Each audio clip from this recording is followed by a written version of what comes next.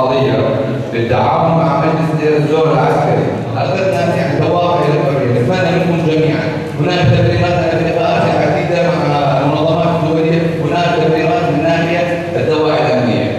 المنطقه الى حد ما ناصر الشيخ رياض الدراب على حضوره اليوم وتواجده بين اهله ليقف معنا جميعا على احتياجات وتطلعات ابناء دير الزور، ورغم بعد المسافه الجغرافيه بيننا وبينه الا انه كان حاضرا معنا بمشورته ونصحه ودعمه المعنوي لنا.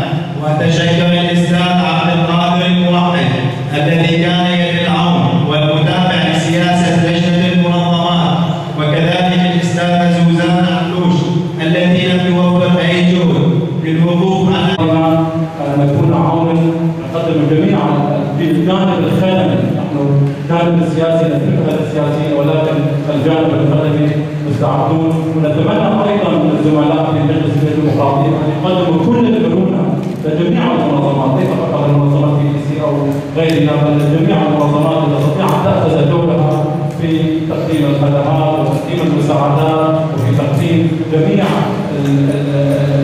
جوانب المساعدات الفكريه وتمكين القدرات وتطوير الاداره وتطوير القرارات التنفيذيه والى اخره.